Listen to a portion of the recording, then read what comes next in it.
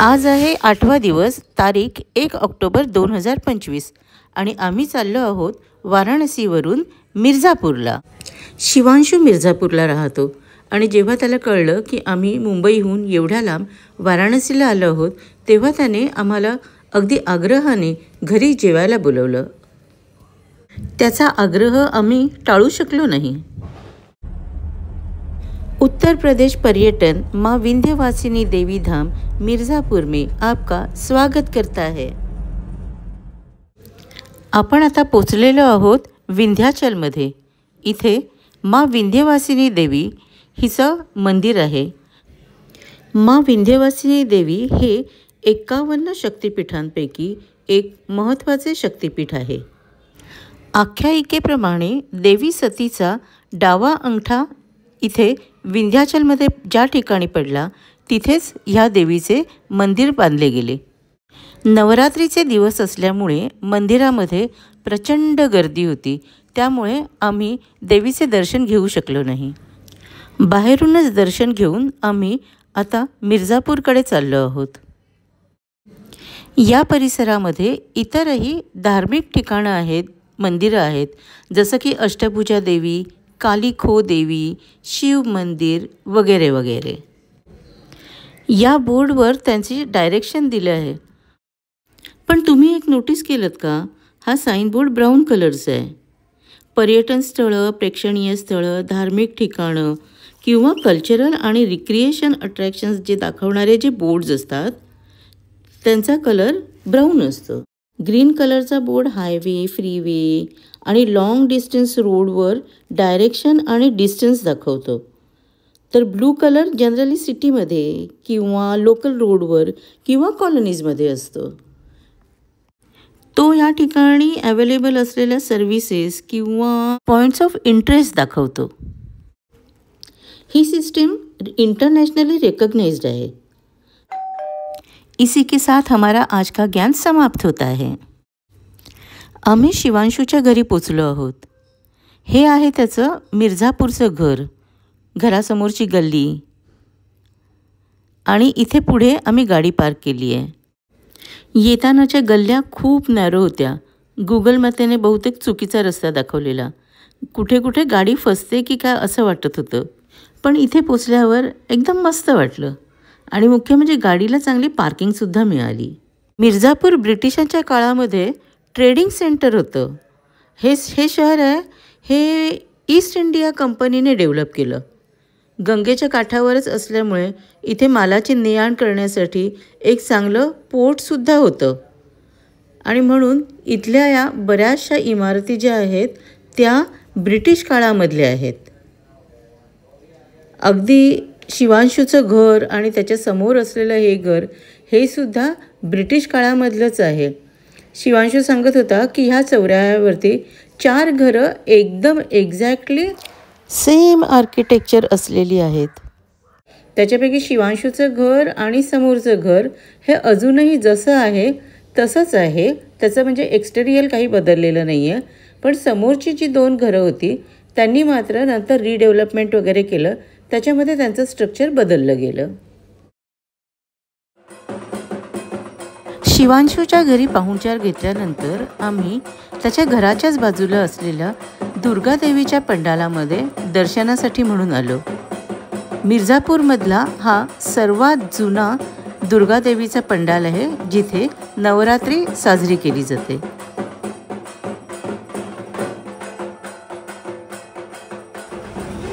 हम घूम रहे हैं मिर्ज़ापुर की गलियों से और हमारे साथ है यहाँ के लोकलाइट शिवांशु।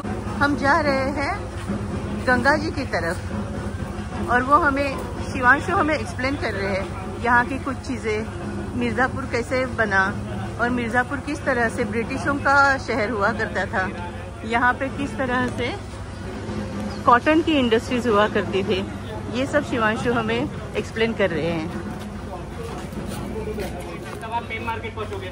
अभी जो पीछे हमने दुर्गा माता जी की मूर्ति देखी और दुर्गा माता जी की पूजा देखी, वो मिर्ज़ापुर की सबसे पुरानी दुर्गा माता जी है।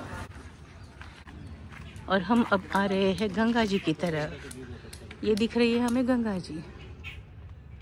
अब सामने जो है गांव वाले रहते हैं, उनको अगर सिटी आना है तो वो पूरा कवर करके 20 किलोमीटर चल के 2 घंटे में, या तो 10 मिनट में वहाँ से नीचे उतरे, नाव को 10 रुपये दिया और यहाँ मेन मार्केट, ये मेन मार्केट है, दिख रहा है ना, ये है। और ये बड़ा सा, ये ऊंचा सा दिख रहा है आपको, ये राजा साहब की कोठी थी पूरी, राजा बड़हर, राजा बड़हर की कोठी थी। जितना लैंड आप देख रहे हैं इस एरिया में, ये राजा बड़हर का ही था। जो उधर वाला लाइन मेरा दिखा था जो अंदर है, वहाँ पे इनके घोड़े और हाथी वगैरह बांधे जाते थे। तो उनका स्टेबल था, वो हम लोग के देखने के टाइम तक था। हाँ क्या? हाँ, हॉर्सेस का स्टेबल वगैरह वहाँ पे था। ये पुराने बर्तनों की मिल्स हुआ करती थी, पीतल के बर्तन बनते थे। अच्छा, पीतल और तांबे के बर्तन के लिए। अच्छा, मिर्ज़ापुर पीतल और तांबे की वजह से ही ज़्यादा फेमस था। और ये थे उसकी फैक्ट्रीज, अब पुरानी फैक्ट्रीज। अब चूँकि मतलब पीतल तांबा ज़्यादा कुछ यूज़ नहीं होता है, इस वजह से ये फैक्ट्रीज बंद पड़ी है। मगर आप देख सकते हो यहाँ पर उसका एक बड़ा सा व्हील। और ये शिवांशु बता रहे हैं कि जब ये मिलें चला करती थी तो पूरी धरती हिला करती थी, इतने जोर जोर से आवाज़ आती थी। हाँ जी, हाँ जी, हाँ जी, नमस्ते जी।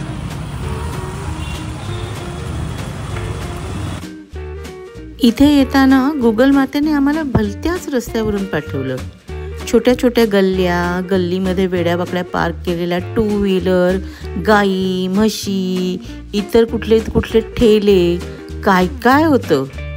3-4दा तर अडकलोच होतो, ना पुढे जाता येत होतं ना मागे। त्या गल्ल्यांमध्ये मी तर रेकॉर्डिंगच करू शकले नाही। एक तर गाडी मोठी, रस्ता छोटा आणि त्यात बघ्यांची गर्दी।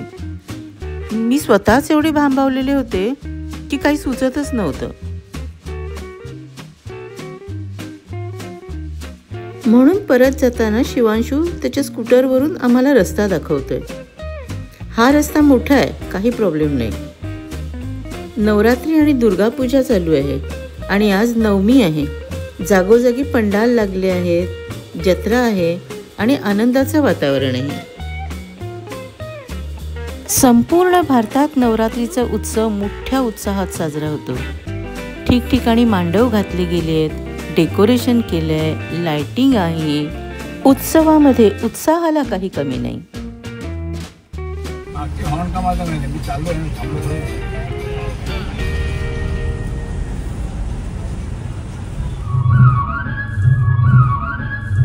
पूर्वीच्या काळात मिर्झापूरमध्ये कार्पेट बनवण्याची आणि थोड्याफार प्रमाणात कॉटनची पण इंडस्ट्री होती।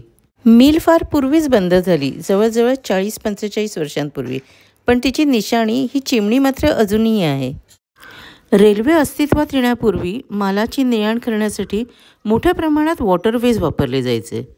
मिर्झापूर गंगेच्या काठावर असल्यामुळे एक्सपोर्ट करण्यासाठी म्हणून कॉटनचे ट्रान्सपोर्टेशन इथून मिर्झापूरवरून कलकत्त्याला व्हायचे। त्या हिशोबाने हे शहर इंग्रजांच्या काळात कलेक्शनसाठी आणि ट्रान्सपोर्टेशनसाठी स्ट्रॅटेजिक होते। संध्याकाळचे 4 वाजत आलेले आहेत आणि आम्ही आता मिर्झापूरवरून बाहेर पडत आहोत अयोध्येकडे जाण्यासाठी। अयोध्या इथून साधारणपणे 225 किलोमीटर आहे। गुगल मॅपप्रमाणे 4 तास लागतील, पण रस्ते थोडेसे खराब असल्यामुळे मला वाटतं कमीत कमी आम्हाला 5 तास तर नक्कीच लागतील। लागू दे, आपली ट्रिप आहेच अनप्लॅन्ड। पण हा मिर्झापूर स्पेशल व्लॉग आपण इथेच थांबवूया आणि भेटूयात परत उद्या अयोध्येमध्ये।